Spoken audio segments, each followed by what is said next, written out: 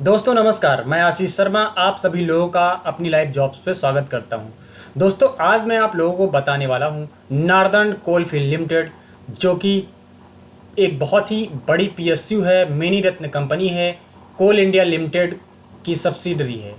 दोस्तों इसमें आई हुई 1500 वैकेंसीज मैं आप लोगों को हमेशा की तरह एक बार फिर से डिटेल्ड एडवर्टाइजमेंट के जरिए सारी चीज़ें डिस्कस करके बताऊंगा कि कैसे आपका सिलेक्शन होगा, क्या इसमें क्वालिफिकेशन मांगी गई है, क्या एज बाउंडेशन रखी गई है। इससे पहले दोस्तों मैं आप लोगों को बताऊं, अगर अभी तक आप लोगों ने हमारे चैनल को सब्सक्राइब नहीं किया है तो प्लीज़ हमारे चैनल को सब्सक्राइब कर लीजिए, लाइक कर लीजिए और शेयर करना बिल्कुल भी ना भूलिएगा। दोस्तों आइए मैं अब आप लोगों को ले चलता हूं इसके डिटेल्ड एडवर्टाइजमेंट पे और वहां से आप लोगों को बताता हूं कि आप लोग इसमें कैसे सिलेक्शन पा सकते हैं। तो चलिए मैं आप लोगों को ले चलता हूं इसके डिटेल्ड एडवर्टाइजमेंट पर। दोस्तों मैं आप लोगों को डिटेल्ड एडवर्टाइजमेंट का लिंक अपने डिस्क्रिप्शन में दे दूंगा, आप वहां से खोल के इसका डिटेल्ड एडवर्टाइजमेंट आराम से पढ़ सकते हैं।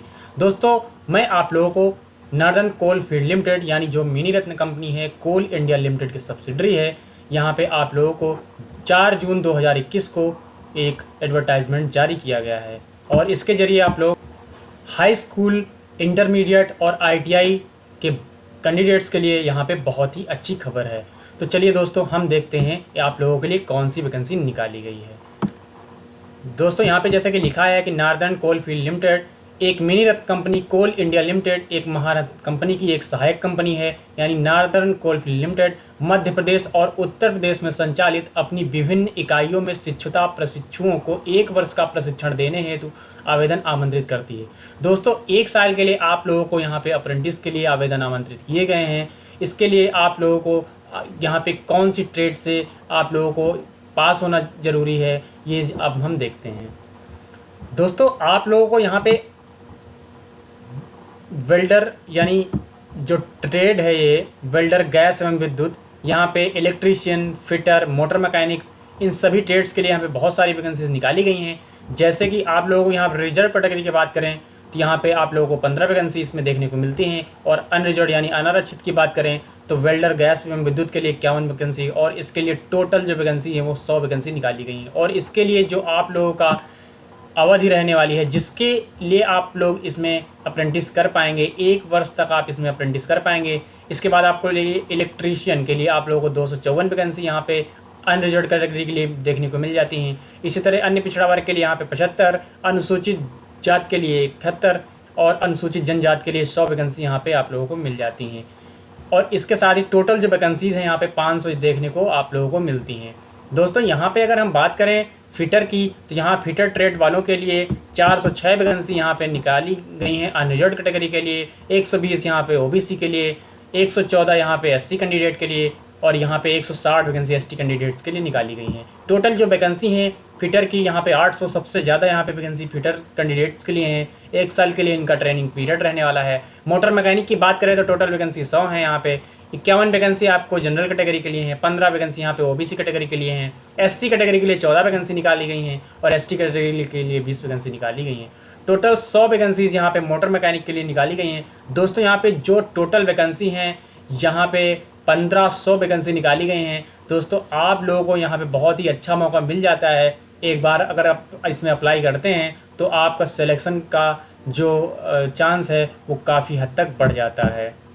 बहुत ही कम ऐसी जो बड़ी कंपनी है अपने अप्रेंटिस के लिए निकालती हैं और ऐसे में आप लोगों को यहाँ पे ज़रूर अप्लाई करना चाहिए। तो आइए दोस्तों अब हम आगे देखते हैं कि इसमें अब आप लोगों को क्या एजुकेशन क्वालिफिकेशन होना चाहिए। अगर बात करें वेल्डर की तो यहाँ पे गैस एवं विद्युत है तो 8वीं एवं आईटीआई उत्तीर्ण वेल्डर ट्रेड में एनसीवीटी या एससीवीटी मान्यता प्राप्त केवल एमपी और यूपी के संस्थान से। यानी दोस्तों यहाँ पे इन्होंने ये क्लियर कर दिया है कि अगर आप लोग यूपी या फिर एमपी के किसी इंस्टीट्यूट से पास आउट हैं तभी आप लोग इसके लिए एलिजिबल हैं, अन्यथा आप अप्लाई नहीं कर सकते हैं। अगर इसके बाद हम बात करें इलेक्ट्रीशियन ट्रेड हेतु तो यहाँ पे 10वीं एवं आईटीआई यानी इलेक्ट्रीशियन के लिए 10वीं एवं आईटीआई उत्तीर्ण इलेक्ट्रीशियन ट्रेड में एनसीवीटी या एससीवीटी मान्यता प्राप्त केवल यूपी और एमपी संस्थान से यहाँ पे एलिजिबल है। दोस्तों यहाँ पे केवल यूपी और एमपी से ही अगर आपने अपना आईटीआई सर्टिफिकेट लिया हुआ है तो आप लोग इसमें बहुत ही अच्छा ये आप लोगों के लिए मौका है कि जैसे कि आप लोग बिहार से कैंडिडेट्स बहुत सारे लोग अप्लाई करते हैं, झारखंड से अप्लाई करते हैं, जो भी हिंदी भाषी स्टेट हैं उनसे ज़्यादातर लोग अप्लाई ही करते हैं।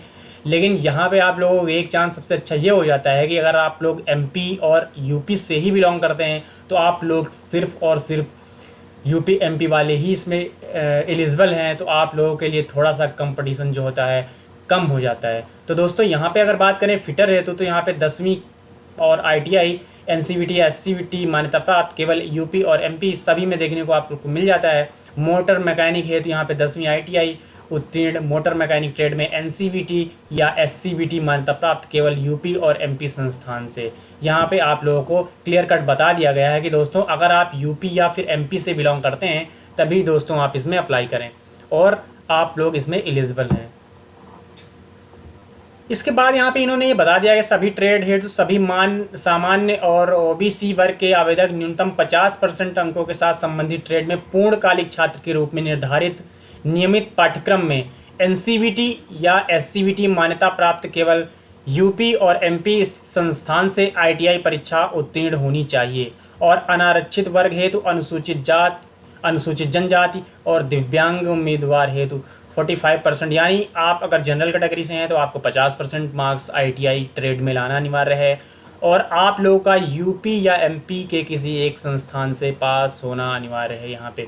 और जो रिजर्व कैटेगरी हैं यानी ओबीसी एससी एसटी उनके लिए यहाँ पे आप लोगों को 45% मार्क्स यहाँ पे आना अनिवार्य है।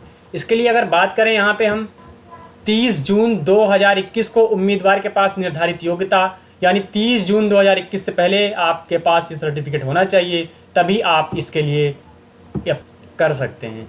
तो दोस्तों यहाँ पे आप लोगों को और आगे यहाँ पे बता दिया जाता है कुछ यहाँ पे डिटेल्स जो दी गई हैं दिव्यांगों के लिए पीडब्ल्यूडी कैंडिडेट्स के लिए। आप यहाँ डिटेल से पढ़ के इसको डिटेल नोटिफिकेशन मैं आप लोगों को डिस्क्रिप्शन में दे दूँगा, वहाँ से डाउनलोड करके आप आसानी से यहाँ से पढ़ सकते हैं। दोस्तों अगर बात हम करें यहाँ पे एज की तो एज आप लोगों को यहाँ पे एज के बारे में बता दिया जाता है कि अगर आपकी जो एज है 30/6 यानी 30 जून 2021 को न्यूनतम 16 वर्ष और अधिकतम 24 वर्ष अगर है तो आप इसके लिए एलिजिबल हैं। दोस्तों यहाँ पे बात करें अगर अनुसूचित जाति और अनुसूचित जनजाति के लिए 5 वर्षों की छूट है अर्थात अधिकतम 29 वर्षों तक, और OBC non creamy layer candidate के लिए यहाँ पे 3 वर्षों के लिए छूट दी जा रही है, यानी 27 साल तक ओबीसी कैंडिडेट इसमें अप्लाई कर सकते हैं। अगर आप 16 साल से लेके अगर आप एलिजिबल हैं यानी 16 साल से अगर ज़्यादा है आपकी एज तो आप इसमें आसानी से अप्लाई कर सकते हैं। तो यहाँ पे आप लोगों को बहुत ही अच्छा मौका मिल जाता है यूपी और एमपी कैंडिडेट्स के लिए। तो यहाँ पे ये देखने को ये वैकेंसी केवल यूपी और एमपी कैंडिडेट्स के लिए ही नहीं है। अगर आपने यूपी और एमपी कैंडिडेट से किसी संस्थान से अगर पास किया है, कहने का मतलब इन्होंने एडवर्टाइजमेंट क्लियर कट ये बता दिया है कि यूपी एमपी के किसी संस्थान से अगर आपने पास किया है तो आप इसके लिए एलिजिबल हैं। यहाँ तो यही लिखा हुआ है, तो आप लोगों को इसके हिसाब से अगर आपने यूपी और एमपी के किसी संस्थान से पास किया है तो आप इसके लिए अप्लाई कर सकते हैं। बात करें यहाँ पे ऑनलाइन अप्लाई सिस्टम की तो यहाँ पे केवल ऑनलाइन आवेदन ही स्वीकार किया जाएगा। इसके बाद आपको यहाँ पे बता दिया जाता है कि आवेदन करने से पहले उम्मीदवारों के पास एक सक्रिय ईमेल आईडी और मोबाइल नंबर होना आवश्यक है जो कम से कम 3 वर्ष के लिए वैध होना चाहिए, यानी 3 वर्ष तक आपकी जो मोबाइल नंबर वैलिड रहे और ईमेल आईडी वैलिड रहे वही आप लोगों को यहाँ पे डालनी चाहिए। दोस्तों यहाँ पे इन्होंने एक बात और बता दी है कि हाल ही में स्पष्ट रंगीन फ़ोटो जो 6 माह से ज़्यादा पुराना ना हो और अपना स्वयं का साइन किया हुआ हो, जो सिग्नेचर वो आपको अपने पास रखना है, आपको अपलोड करने में काम आएगा। यहाँ पे माता पिता या संरक्षक का हस्ताक्षर भी आप लोगों को रख लेना है। आईटीआई मार्कशीट और आईटीआई प्रमाण पत्र यहाँ पे आप लोगों को लगेगा। जन्मतिथि के प्रमाण पत्र के रूप में 8वीं या 10वीं का अंक पत्र, पैन कार्ड, आधार कार्ड, जात प्रमाण पत्र यानी पीडब्ल्यूडी कैंडिडेट्स के लिए पीडब्ल्यूडी कैंडिडेट्स का सर्टिफिकेट, जो अगर उन पीडब्ल्यूडी कैंडिडेट्स हैं तो उनके लिए पीडब्ल्यूडी सर्टिफिकेट भी चाहिए, और बैंक खाता विवरण जिसमें आप लोगों को रेनमरेशन आप लोगों को मिलेगा। आपको रिम्यूनरेशन जो आता है आपके बैंक अकाउंट में आ जाएगा, इसके लिए आप लोगों को बैंक खाता अपना देना चाहिए। मैं आप लोगों को इसकी ऑनलाइन अप्लाई की लिंक डिस्क्रिप्शन में दे दूंगा, वहाँ से आप डायरेक्ट अप्लाई कर सकते हैं। वैसे इन्होंने वेबसाइट www.apprenticeshipindia.org बताया है, यहाँ से आप डायरेक्ट अप्लाई कर सकते हैं। दोस्तों उम्मीद करता हूँ आपने सारी जानकारी यहाँ से देख के समझ ली होगी और आप आसानी से अप्लाई कर पाएंगे। अगर आपको हमारी वीडियो अच्छी लगी हो तो प्लीज़ लाइक करें, शेयर करें और सब्सक्राइब करना बिल्कुल ना भूलें।